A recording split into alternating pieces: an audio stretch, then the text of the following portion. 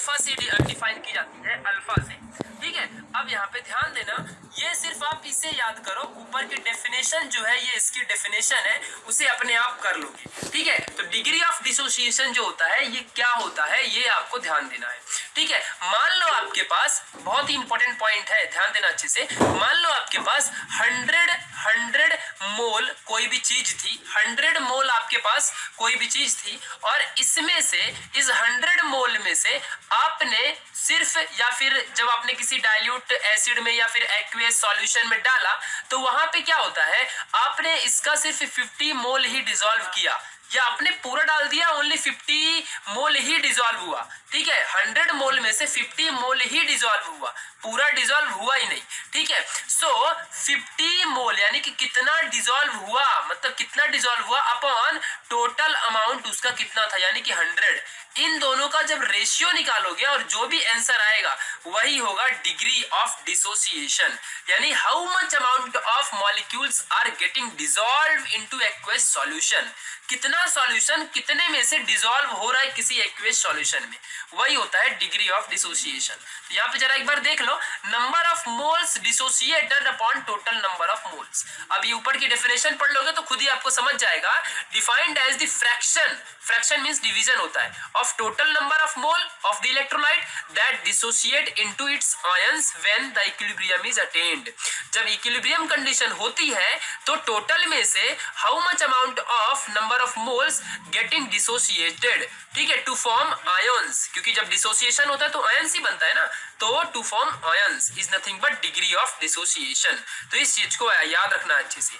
अगर मान लो आपको यहाँ पे 70 या कुछ भी नंबर आ गया, ठीक है, डिग्री ऑफ डिसोसिएशन डिवाइड करने में, तो आप जस्ट उसमें 100 से यहाँ पे मल्टीप्लाई कर दो, आपको परसेंटेज ऑफ डिसोसिएशन मिल जाया करेगा। सिमिलर वे में अगर आपको किसी ने बोल दिया कि इक्विलिब्रियम कंसंट्रेशन भी बताओ किसी भी आयंस का, यानी कटायन या अनायन का, तो आपको जस्ट डिग्री ऑफ डिसोसिएशन में सी की वैल्यू को मल्टीप्लाई करना है, जहां पे सी क्या होता है, मोलार कंसंट्रेशन ऑफ इलेक्ट्रोलाइट होता है। ठीक है, तो अगर मान लो अल्फा है, कितना पता नहीं कितना भी आया, उसमें आप जस्ट सी से मल्टीप्लाई कर दो। जब आप उसमें सी से मल्टीप्लाई करोगे, सी क्या होता है, बहुत बार पढ़ा है सेकंड चैप्टर में भी, ये होता है मोलार कंसंट्रेशन। अब आप बोलोगे मोलार कंसंट्रेशन क्या होता है, तो यहाँ पे समझ लो कि किसी भी गिवन अमाउंट में, सपोज ये बॉक्स है और इसका कुछ वॉल्यूम है, ठीक है, इसकी कुछ इसके अंदर जगह है जो हम इसके अंदर किसी चीज को भर सकते हैं, फिल कर सकते हैं। So how much amount of हम इसमें अपनी चीजों को फिल कर सकते हैं, वही होता है मोलार कंसंट्रेशन। मान लो हमने 50 मोल फिल किया 1 डीएम क्यूब में, तो ये इसका टोटल मोलार कंसंट्रेशन कितना हो गया, 50 मोल पर डीएम क्यूब। 50 मोल पर डीएम क्यूब इसकी यूनिट भी होती है। ठीक है, तो यही है मोलार कंसंट्रेशन, यानी कितना अमाउंट आप फिल कर सकते हो किसी गिवन अमाउंट ऑफ स्पेस में। ठीक है, कितनी जगह में आप कितनी चीजें डाल सकते हो, यही होता है मोलार कंसंट्रेशन। तो बस आप डिग्री ऑफ डिसोसिएशन से मल्टीप्लाई करो, आपको मिल जाएगा इक्विलिब्रियम कंसंट्रेशन। ठीक है, ये बात ध्यान देना। अब यहाँ पे कंडीशन क्रिएट होती है कि हमने पढ़ा था कि जब कोई भी यहाँ पे चीजें डिसॉल्व होती हैं, लाइक NaCl अगर डिसॉल्व हुआ तो ये बनेगा Na+Cl, ये डिसॉल्व होके आयंस में बन गया। तो इसमें से कौन सा आयंस एसिडिक है और कौन सा आयंस यहाँ पे बेसिक है, ये हमें जानना मोस्ट इंपॉर्टेंट है। तो अब यहाँ पे आपको 3 यानी कि 3 थियरीज देखने को मिलेंगी। भाई अलग अलग साइंटिस्ट लोगों ने अलग अलग थियरीज दी है कि कौन एसिडिक होगा कौन बेसिक होगा, यानी कि exact definition of acid and exact definition of base यहाँ पे हम देखने वाले हैं। बट हम कैसे डिफाइन करेंगे कि भाई कोई एसिड है या कोई बेस है, कैसे पता करेंगे, तो इसके लिए 3 थियरियां दी गई है। ठीक है, यहाँ पे ध्यान से देखना, हम तीनों थियरी के बारे में अच्छे से पढ़ेंगे। 3 साइंटिस्ट ने अपनी अलग अलग ओपिनियन दिया है थियरीज में कि ये इस कंडीशन को अगर हम देखते हैं तो ये एसिड होगा और ये बेस होगा। अलग अलग कंडीशंस के हिसाब से अलग अलग लोगों ने डिफरेंट टाइप्स की थियरीज दी है। हम तीनों थियरी पढ़ेंगे, ये तीनों थियरी एग्जाम में पूछा जाता है। ठीक है, तो ध्यान देना अच्छे से। पहली थियरी है Arrhenius theory of acid and base. Arrhenius theory के हिसाब से एसिड क्या है और बेस क्या है आज हम सीखेंगे। ठीक है, बहुत छोटी सी थियरी है, ज्यादा कुछ नहीं है, बस एक ही पॉइंट आपको समझना है। फिर ऐसी लेविस बेस है, फिर ब्रॉन्स्टेड लॉरी थियरी है, हम सारी चीजें पढ़ेंगे। ठीक है, तो जो अरहेनियस थियरी होती है ना, इन्होंने अरेडियस ने क्या बताया कि एसिड वो सब्सटेंस है जो अपने पास कंटेन करता है हाइड्रोजन और gives rise to hydrogen ions in aqueous solution. अब आपको समझ गया होगा, तो वही है एसिड। बोलने का मतलब है कि सपोज यहाँ पे आपके पास ये सॉल्यूशन है, यहाँ पे सॉल्यूशन है, और जब आपने कोई इसमें एक मॉलिक्यूल पुट किया अंदर, तो वो अंदर जाने के बाद डिसोशिएट होके H+ आयन को हमें प्रोड्यूस करके दे, तो उसे हम बोलेंगे कि वो एसिड था। मान लो एग्जांपल के लिए HCl, ये होता है हाइड्रोक्लोरिक एसिड, और ये हमें पता भी है। तो जब ये अंदर जाके ब्रेक होगा तो ये H+ और Cl- में ब्रेक होगा, तो हमें इसने क्या दिया, H+ दिया। H+ जो गिव राइज करेगा अंदर जाने के बाद, वो क्या होगा, एसिड होगा, और बाकियों का नहीं पता। ऐसा अरहेनियस ने बोला। तो यहाँ पे आप देख भी सकते हो, HCl जब डिसोशिएट हुआ वाटर में तो H+ आयन और Cl- आयन दिया, ठीक है। और ये सिर्फ एक्वियस सॉल्यूशन में ही पॉसिबल है, ठीक है, ये बात ध्यान देना। जो H+ आयंस है ये नॉर्मली बेयर आयंस का रोल यहाँ पे रोल यहाँ पे करता है, ठीक है। तो बेयर आयंस क्या होता है ये समझ लो पहले। बेयर आयंस वो आयंस होता है जिसमें हाइड्रोजन प्लस आयंस मिले, ठीक है, उसे हम बेयर आयंस कहते हैं। Bare ions normally hydrogen atom से रिलेटेड है, ठीक है। हाइड्रोजन जब कभी भी इलेक्ट्रॉन गेन करेगा या लॉस करेगा तो आयोनाइज हो जाएगा, यानी कि या तो उसके ऊपर प्लस चार्ज आएगा या तो माइनस चार्ज आएगा, और यही आयोनाइज होने के प्रोसेस को हम जो भी हाइड्रोजन में जो आयंस आएंगे तो हम उसे बेयर आयन कहेंगे, चाहे उसमें माइनस आयन आए चाहे उसमें प्लस आयन आए। कभी माइनस आयन तो जल्दी आता नहीं है हाइड्रोजन में, हमेशा प्लस आयन आता है, और इसे ही हम बेयर आयंस कहते हैं, ठीक है, ये बात ध्यान देना।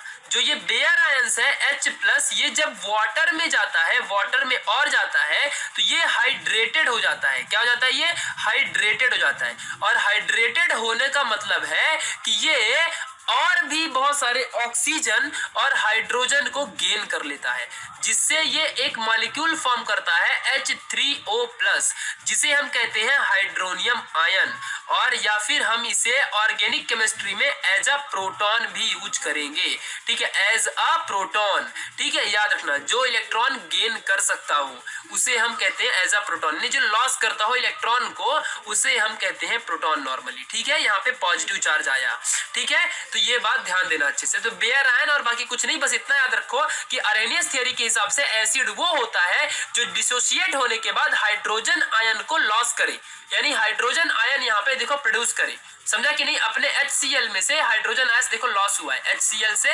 हाइड्रोजन लॉस हुआ है, यानी सॉल्यूशन में हाइड्रोजन प्लस आयन प्रोड्यूस हुआ है, ठीक है, तो उसे हम एसिड कहेंगे। यानी यहाँ पे HCl हाइड्रोजन प्रोड्यूस करके दे रहा है, यानी कि यहाँ पे HCl एसिड है। तो फिर बेस क्या है, तो चलिए पढ़ लेते हैं।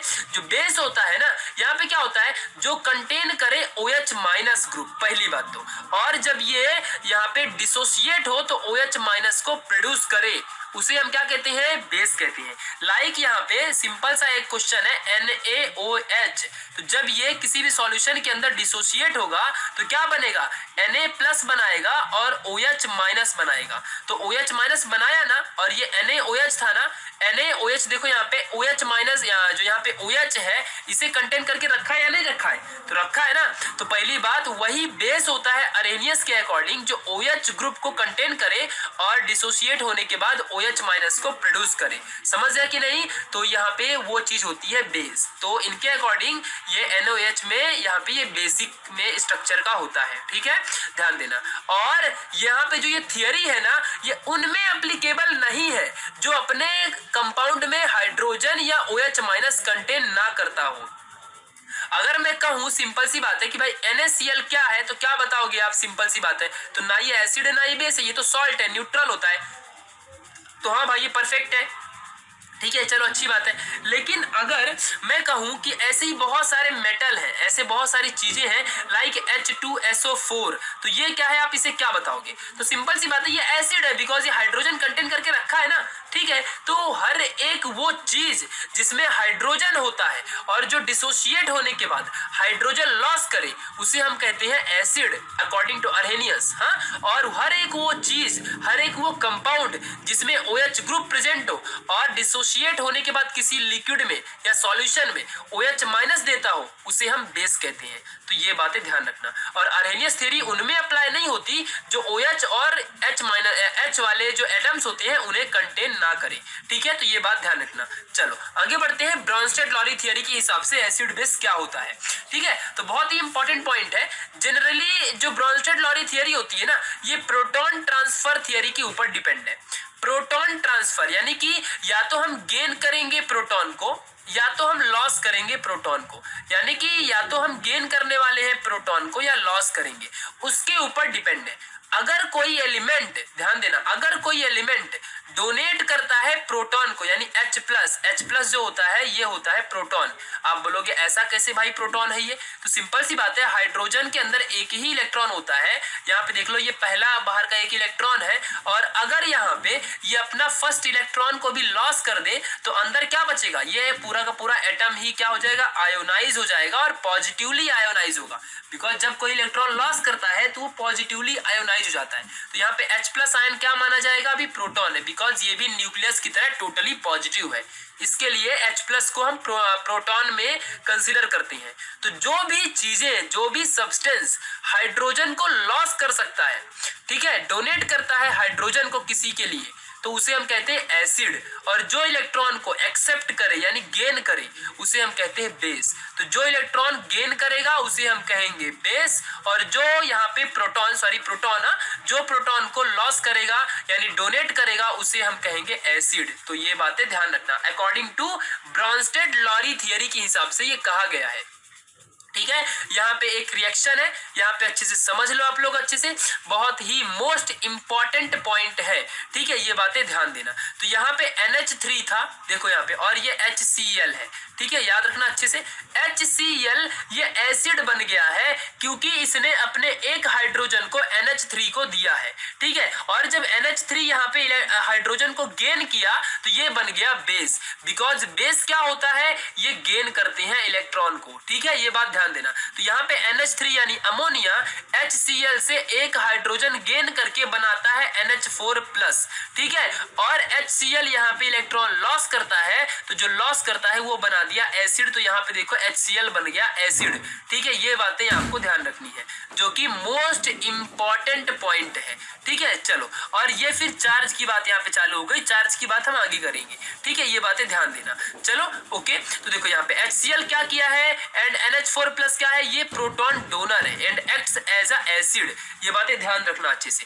यहाँ पे जो अपना NH4 है और यहाँ पे जो HCl है HCl और यहाँ पे NH4+, ये दोनों के दोनों हाइड्रोजन क्या करेंगे? हाइड्रोजन को ये दोनों लॉस करेंगे यानी डोनेट करेंगे।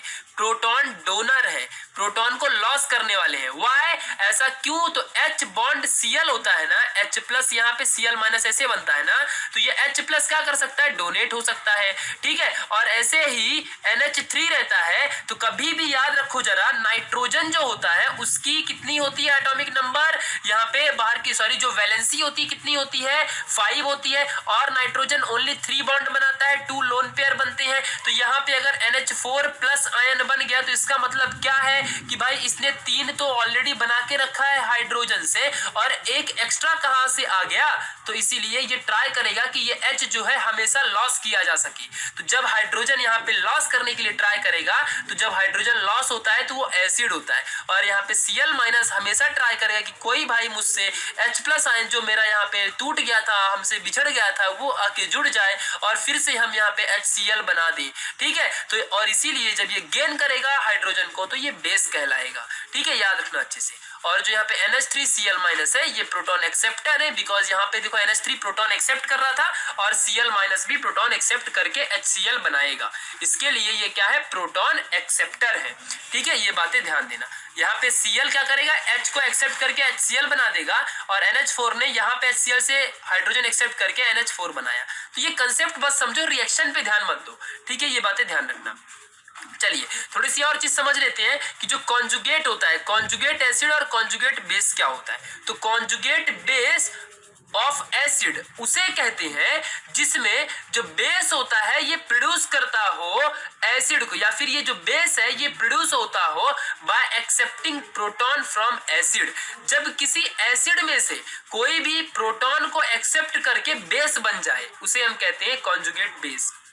एग्जाम में कभी पूछता तो है नहीं, पूछा भी तो यही एक लाइन लिख देना बस, और कुछ नहीं चाहिए, ठीक है। और जो कॉन्जुगेट एसिड होता है, कॉन्जुगेट एसिड ऑफ बेस, तो जो एसिड प्रोड्यूस होता हो व्हेन बेस एक्सेप्ट करता हो प्रोटॉन को इज अ कॉन्जुगेट एसिड। तो ये बात ध्यान रखना अच्छे से। तो कॉन्जुगेट एसिड वो एसिड होता है कि जब कोई बेस प्रोटॉन को एक्सेप्ट करे और ये एसिड बन जाए। समझा कि नहीं अच्छे से? जब कोई बेस प्रोटॉन एक्सेप्ट करे और वो एसिड बन जाए तो उसे हम कॉन्जुगेट एसिड ऑफ बेस कहेंगे। मैंने इसीलिए छोटी सी चीज यहाँ पे एडिट कर दी है, यहाँ पे डाल दिया है, आप इसे पढ़ लोगे सारी चीजें समझ जाएंगी। लास्ट वाली थियरी यहाँ पे देखते हैं, लेविस थियरी, और मोस्ट एक्सेप्टेड थियरी है ये। अभी तक जो भी उन लोगों ने थियरीज दी है उससे सबसे मोस्ट एक्सेप्टेड थियरी इसे मानी जाती है, ठीक है। चाहे वो ब्रोंस्टेड-लॉरी थियरी हो और चाहे अर्हेनियस थियरी हो, इन दोनों थियरी के कंपैरिजन में सबसे ज्यादा एक्सेप्टेड थियरी यही है, बिकॉज इसने इलेक्ट्रॉन पेयर की बात की है, इलेक्ट्रॉन पेयर की यहाँ पे बातें की गई है, ठीक है। ये बातें ध्यान देना है। तो यहाँ पे शेयर ऑफ इलेक्ट्रॉन, किसकी? शेयर ऑफ इलेक्ट्रॉन पेयर की बात की गई है। तो चलो, इनके अकॉर्डिंग एसिड वो स्पेसीज होती है, वो चीज होती है, स्पेसीज यानी कि वो चीजें, वो एलिमेंट, वो एसिड होता है जो एक्सेप्ट करता हो share in an electron pair, यानी कि पेयर ऑफ इलेक्ट्रॉन को जो एक्सेप्ट करे वो क्या होता है? वो होता है एसिड। ये बातें ध्यान रखो। और जो पेयर ऑफ इलेक्ट्रॉन को डोनेट करे वो होता है बेस, ठीक है। इसे बात ध्यान रखना है अच्छे से। और ये दोनों जब इलेक्ट्रॉन पेयर जो होते हैं एक्सेप्ट और डोनेट करेंगे तो इनके बीच में एक बॉन्ड क्रिएट हो जाएगा और उसी से बॉन्डिंग बनती है, ठीक है। मोस्टली हम ऐसे बॉन्ड को कोऑर्डिनेट बॉन्ड कहा करते हैं। क्या कहा करते हैं? Coordinate bond. तो आपको एक चीज और समझ गई, व्हाट इज कोऑर्डिनेट बॉन्ड? तो कोऑर्डिनेट बॉन्ड वो बॉन्ड होता है जिसमें पेयर ऑफ इलेक्ट्रॉन शेयर किया जाए। पेयर ऑफ इलेक्ट्रॉन को शेयर करने से जो भी बॉन्ड बनती है, जो भी बॉन्ड बनेगा उसे हम कोऑर्डिनेट बॉन्ड कहते हैं।